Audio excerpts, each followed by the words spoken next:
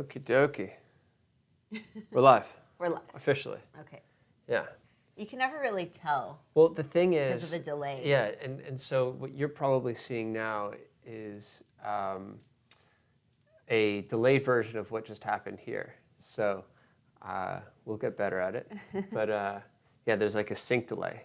So what should be live isn't quite live yet. Right. Yeah. But anyways, good to see you guys. Welcome to our live stream. Yeah. And it's kind of fun because we have a little bit of a thematic live stream for you today. We do. In light of Valentine's week. I was going to say, can they guess it? I was going to have them guess it. I mean, we're wearing red. There's red. Yeah. And but we put out a video. You guys are smart. I'm sure you would have guessed it.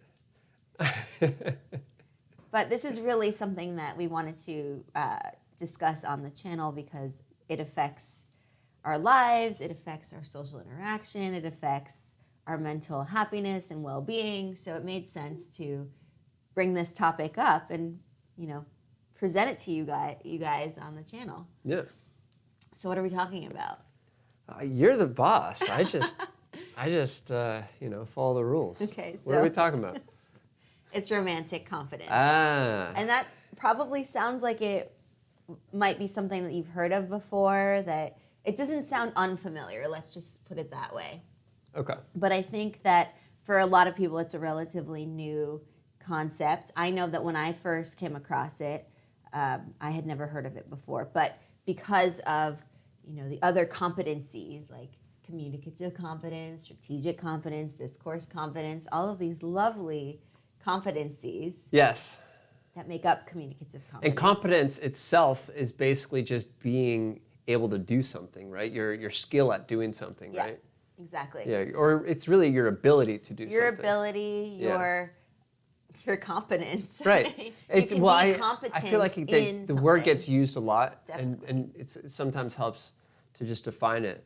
Yeah. But in any event, yeah, competence, you can have a high competence at something, a low competence at something, and it just basically comes down to your ability to, in this case, use a specific skill. Right.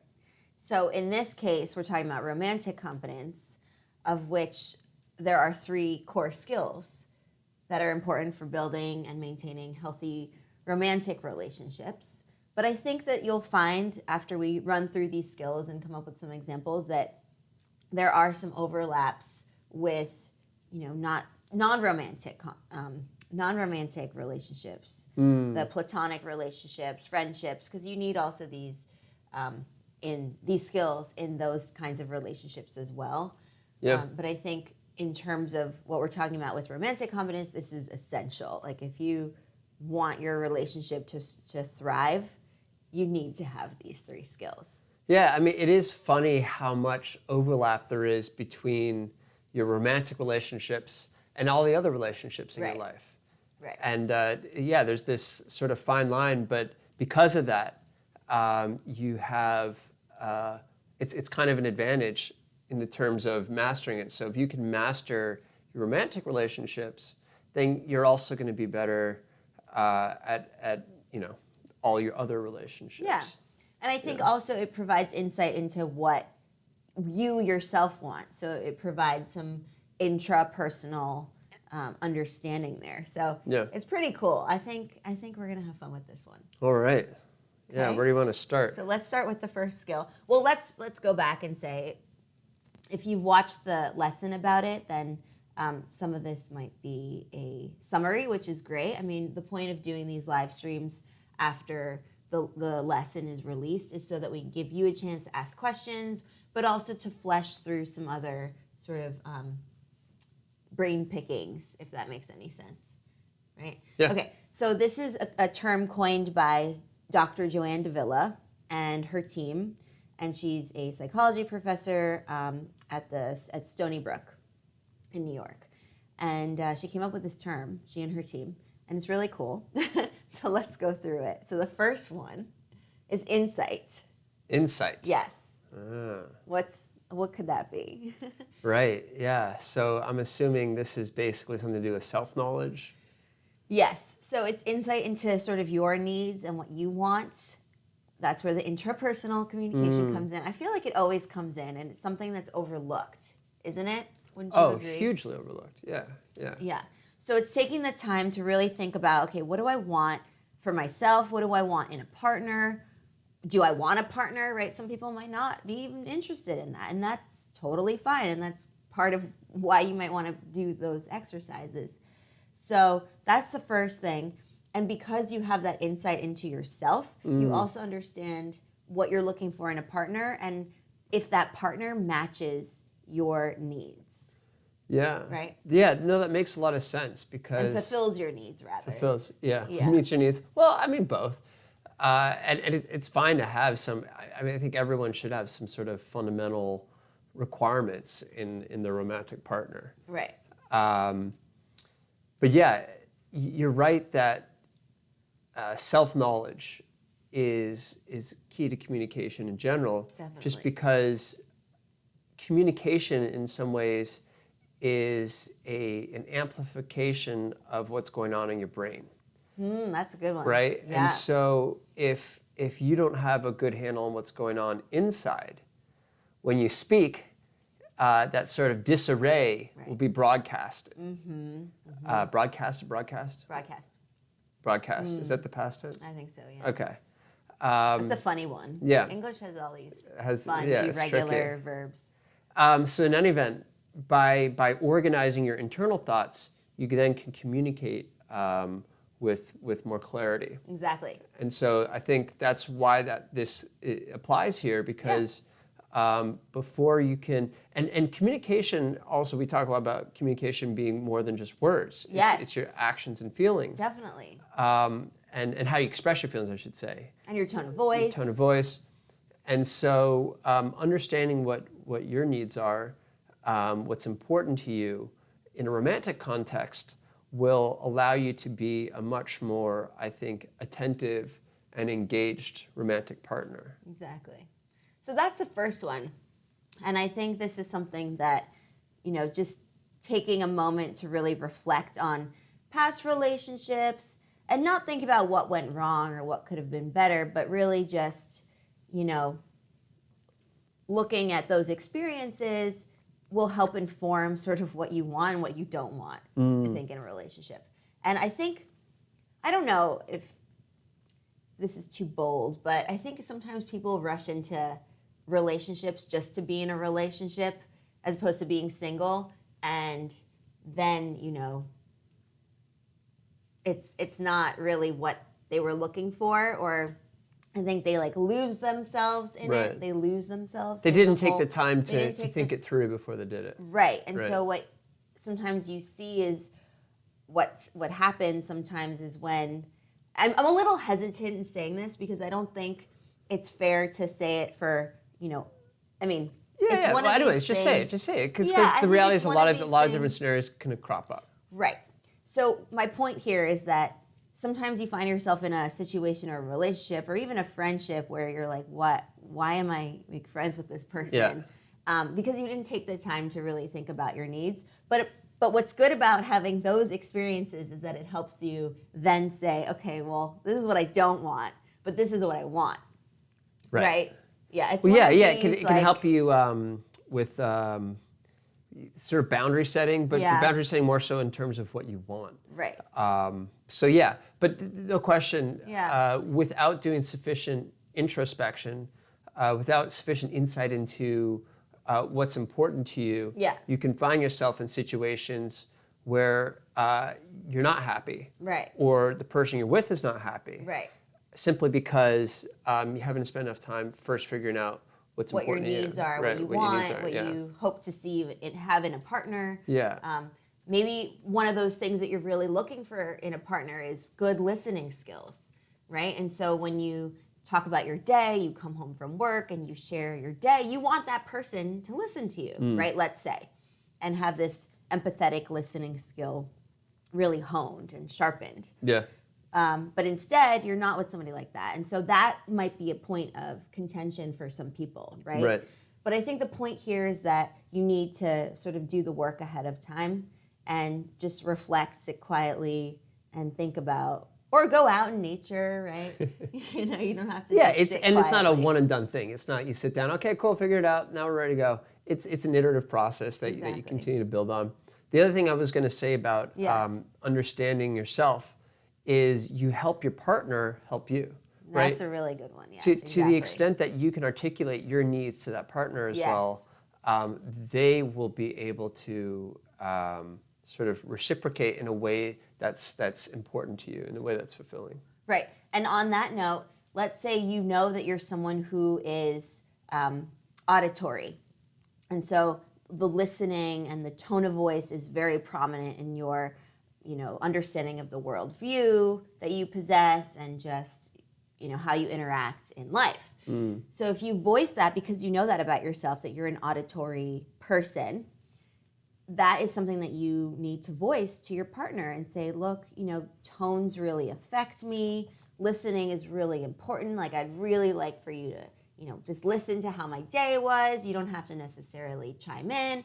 But, that person might not be auditory. So that might be sort of like, what are you talking about? But if you have that understanding about yourself, that self-awareness, then you're able to share that with your partner. Yeah, right? Absolutely. So that's the first one. All right, now let's go on to the next one, which is mutuality. Mutuality. What can you glean from that? Yeah, I mean, when I think of mutual, I often think of it in sort of a business context. If you're doing a deal, you want mutual benefit, right? You want both sides to be benefiting from the arrangement. Exactly. So I assume in a relationship, it has something to do with making sure that both sides are enjoying it. Exactly. Right? They're thriving. They're growing. I like that. Yeah. Themselves, right?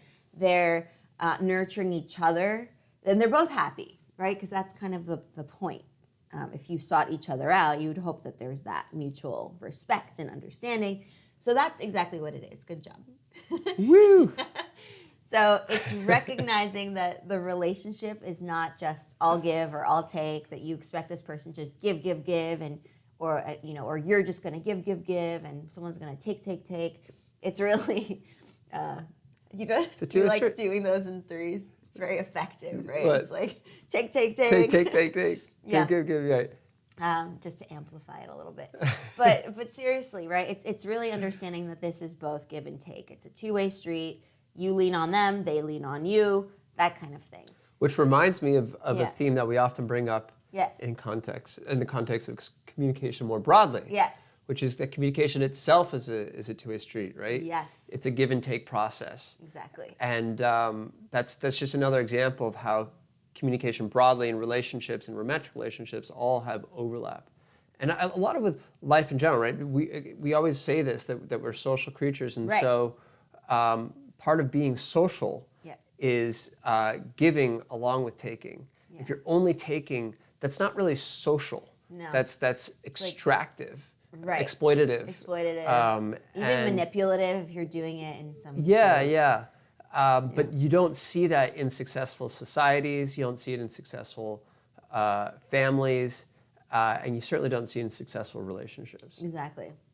So with the mutuality aspect of romantic competence, under this idea of healthy communication for nurturing relationships, romantic relationships, it's this idea that you will respect your partner's needs and they will respect yours. But the caveat here is that you need to share your needs, right? And that's why we go back to step one about figuring out what those needs are and then sharing those with your partner. Right. Because if you don't voice those needs, then how are they supposed to know? Totally. Right? Yeah. They don't have a crystal ball, I don't think. Yeah, you might be feeling like this is not balanced at all. Whereas the other person is thinking, wow, I'm giving so much, yet they don't seem to be appreciating it. Right. And that could be because what they're giving isn't what you wanted to receive. Right. So maybe instead, you might find something else very helpful, right? Maybe you don't care if somebody listens to you and how your day was. Maybe you'd much rather that they, prepare a five-star, 8-course meal for you. I don't know. Look, if that's your thing. Exactly. And we all have our own. And as long as there's a things. mutual agreement about it. Exactly. Yeah. So you need to voice those. So going back to that second part of mutuality, how can you know if somebody wants something if you don't voice that and if you don't tell them this is what I really would like, you to do or help me with or do. Yeah, I mean, I already said that, but you get my drift, right? Yeah, totally. And I think the more mature a relationship gets, the better you understand each other. But what we're discussing is the sooner you can get to it, the sooner you can articulate your needs and their needs and actually start acting on those needs, the better a foundation you lay. Because what can happen is if you don't start early with this, it becomes much harder to integrate it into a relationship later. It's not to say that you can't. Yeah, you still can, but it's like teaching an old dog new tricks. Right, it becomes calcified, these behaviors. Right. And so if you have the advantage of being in the early stages of a relationship, take advantage of that to really understand your needs and their needs and start to act accordingly. Right. So that's the mutuality aspect. The other thing I'll add to that is, I guess I have a lot to say on this. The other thing I'll add to that is if you start early with that too. Yeah. And again, even if you don't start early, but once you do it, if you realize that your needs are not compatible, that's an important realization. Yeah, definitely. Right? Definitely. Because if the needs aren't compatible, then you probably need to reassess what the future holds for that relationship. Right. Right. So maybe you didn't articulate your needs as well as you thought, and you do some more thinking. You turn out they are compatible. But if they're really not, then that's maybe a signal to not sort of continue with things, because chances are, if you guys can't meet each other's needs, exactly, then it's probably it's going to be a rocky road ahead. Yeah. Yeah. And not like the good kind, like that ice cream. What is that? Rocky Road. Rocky Road. Ben and Jerry's. I've had that like once, but somehow it's seared in my memory. Totally. Yeah. Yeah, not that kind of rocky road. Right, not that kind of rocky road. The rocky road where you have like flimsy sandals and miles to walk. Right, and like slippery terrain. And slippery. And it's like a upward, mossy, hike. That kind of rocky road. That kind of rocky road. In torrential rainstorms, let's say.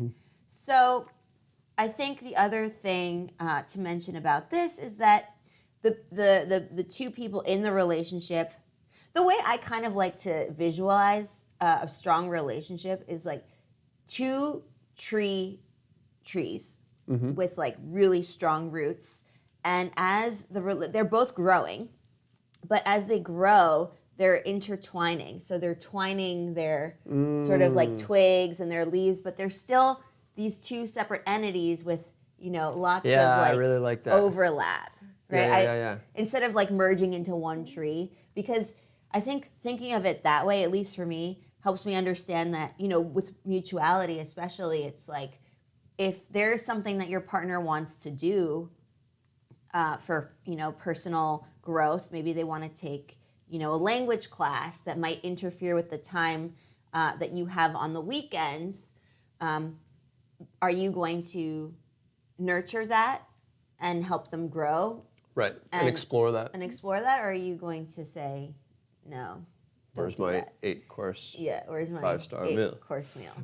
Or, let's take another example. Maybe they, I don't know, you can come up with many of these. But, you also have to think about, well, are we going to be able to spend time together too? Or is the, the work at home going to be neglected if we don't do that? Or whatever the arrangement is, right? Finding ways to make things work. Exactly. Right? So it's kind of like a balance. It's a little bit of negotiation, right? If you do that, then I'll do the cooking, right? Or if you do that, I'll pick up the kids or whatever.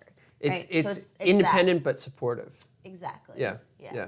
So again, you can't know what your partner wants and what their dreams are and hopes are if you don't voice them. Yeah. To that person. And until you settle that, then you don't have that mutuality. Exactly. So, and I think the other thing with that is to think of it in terms of like your goals together as well. Like you can have individual goals, which you should, but you should also have like an overarching like understanding of like where are we headed, what do we want out of life, how can we be happy, right? And really, trying to find the middle ground there. Yeah. Right? Yeah. So that's part of mutuality. And then we have the last one, which is 2 words this time. Oh boy. Emotion regulation. Emotion This one's a regulation. big one. This is a big, Big one, but fortunately a little more self-explanatory. I feel like this one I could get right without too much sweat. Go ahead. Let's hear it. So I'm gonna go out on a limb here and say emotional regulation has to do with ensuring that emotions don't become a point of friction in the relationship. Exactly. Right, and it's about this self-awareness that you have about the consequences of your emotions. So going back to what we've already talked about on this channel, and we'll talk about it again because it's a big one, being reactive as opposed to responsive, right? So what you want is to respond and not react. Because, okay, so let's give an example. Let's say I just spilled my tea on Greg's pants. Is he going to get really angry and, throw tables down and make a particularly mess? my valentine pants. I know. Oh, how could you? Exactly. Right. Or is he going to say something like, well, that was a hot beverage on my lap, but it's okay. We'll dry clean these and, Yeah. So, right. Or even better, you make a joke of it, right? Oh, whoa, what was in that tea? Yeah, exactly. Jumpy tea. Now, this is the celestial seasonings. I really like Oh, this, okay. but Okay. it's Yeah, okay. no. Just Side mine, note. on the other hand, And yours is kava. is kava. It's yogi tea. Yes, which is, there's a little poem on here. Wow. I just have to say this quickly. You are equally as beautiful as the universe. Oh, that's lovely. Yeah, very nice. They come up with great. I wonder who writes these. I don't know. Do you know what I mean? Yeah. Okay. Yeah, Anyway, probably let's not AI.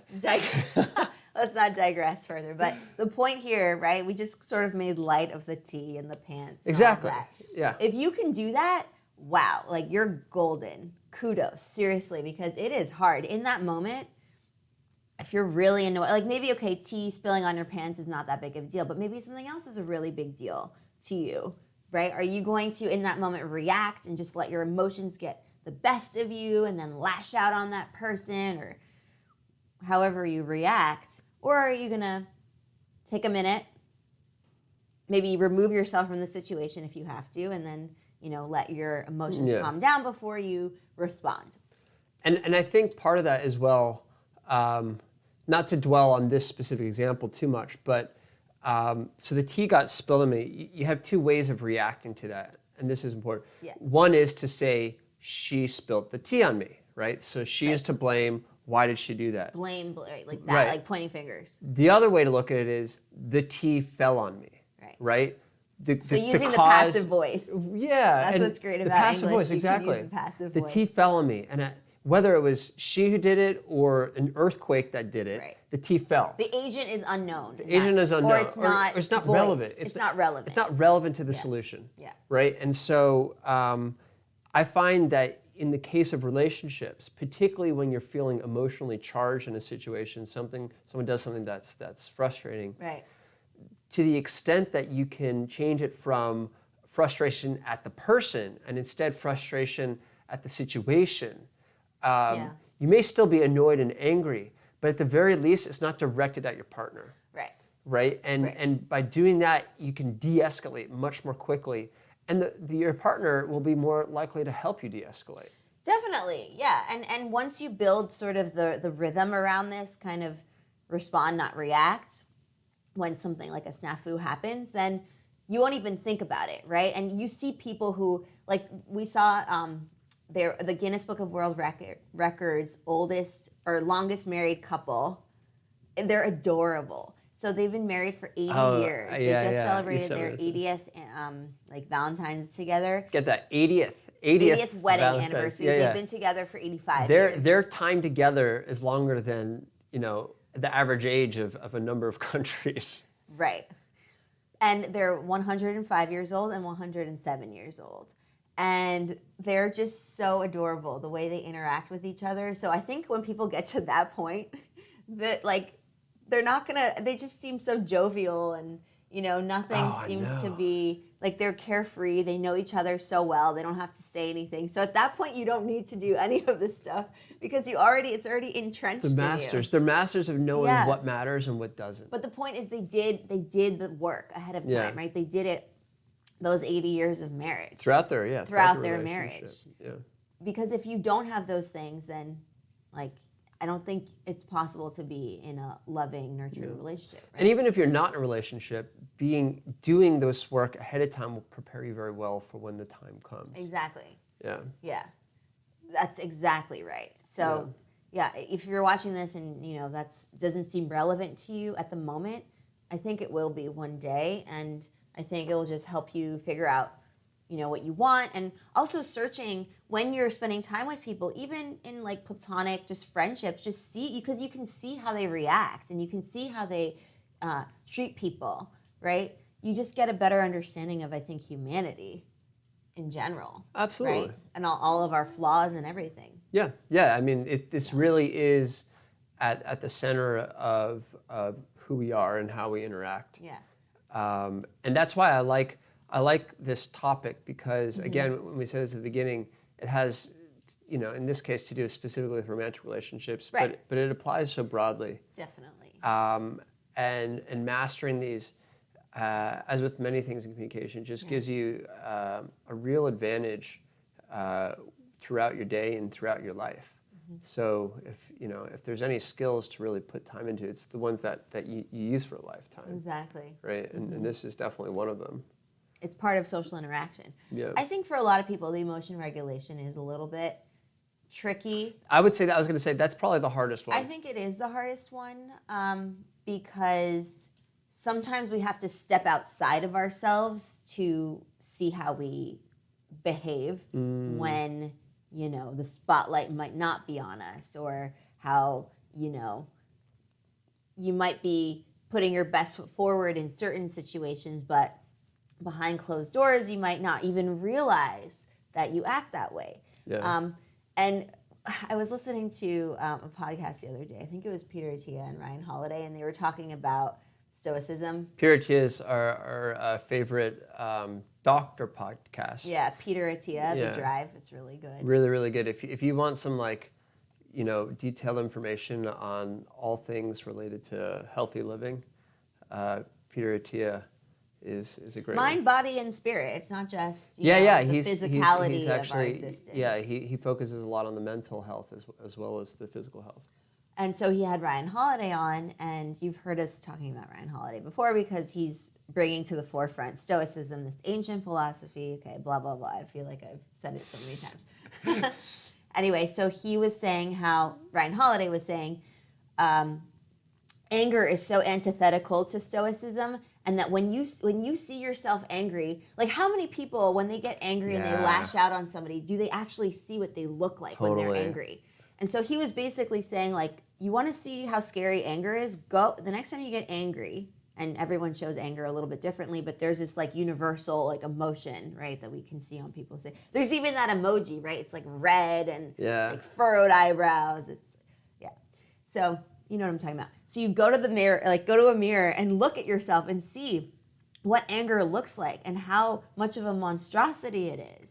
Yeah. Right, and he actually, it's funny because apparently he has they have cameras around their house for security purposes, and he might be even doing an experiment or something. But he was like, I'm afraid to go into the camera, and it's not just visual; it's audio too. Right. He's like, I'm terrified to actually go and look at those recordings, and he doesn't because he's like a fight so that embarrassed. He might have with his like wife or kids.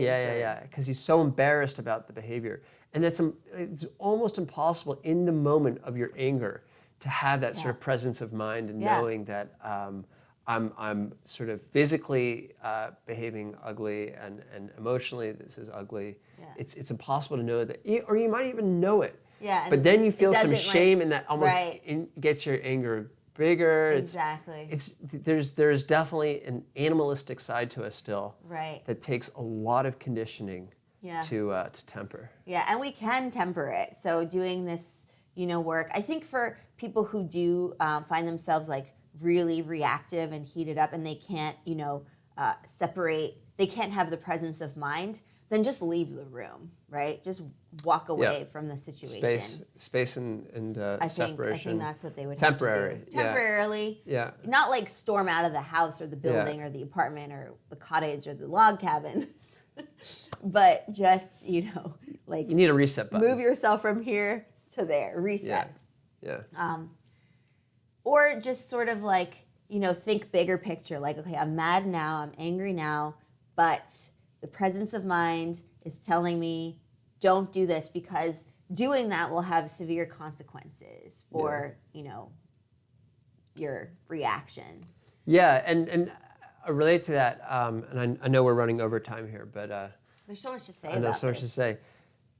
There's a link between the first one and this one, right? Knowing thyself, because if you can know what your triggers are, then that can help you with your emotional regulation in a relationship in particular, because if you see sort of the makings for something that might trigger you emotionally, you can address it before it does trigger you, whether that's diffusing the situation, whether that's changing the course of the conversation or the situation. You can take some remedial steps to, at the very least, mitigate the triggered behavior. Exactly. I love that. Know your triggers and how to avoid them and not let it get to that point. And then I think the last thing we'll say on this is really choosing your battles, right? Mm-hmm. If you find that you're getting angry at someone for all these different things, like from minutiae to like the bigger things, then how does that person know, like, walking into the house with shoes on, if that's something that bothers you, is the same magnitude as, Right. I don't know, not picking up kids from school when they're supposed to be picked up or whatever, is a big deal, right? So really thinking about what you're going to make a fuss over and be able to voice why that's not okay with you and how to rectify that. Yeah, you could pick a fight about everything, and you only have so much time in the day. How do you want to spend it? Exactly. And do you want to be in a boxing ring or in a relationship? So it's kind of like think about that for a sec, too. Yeah. Right? Yeah, a lot more to talk about here. About. Once you watch this, if you're watching the replay, then let us know in the comments if there's something that you want some elaboration on, and I think we'll share whatever we can with you guys. Or make another video. Yeah. We love getting the suggestions. We've made a number of the videos we've made so far are actually from suggestions from you guys. So exactly. Keep those coming as well. We enjoy getting them. And I love it when we get comments where it's like, this helps me so much. Yes. I can't believe how much confidence this is giving me. Wow, my voice has stopped shaking. Like, it's so cool to see that, because that's why we have this channel. It's for helping everyone with their social strategies. So yeah. That's all right. Story. Well, that's a wrap. Did you hear the log? The log felt the same way. By the way, this is a real fireplace. Yeah, this is real. We've got some very nice comments saying, is that gas? Is it electric? Is it just like no? It's real. It's real. So anyways, thanks guys for joining. Now. We're gonna enjoy the fire. You guys have a great weekend. Have a wonderful weekend and a wonderful week and a wonderful life. And we'll see you. A wonderful Valentine's. Yes. All right. Happy Explearning.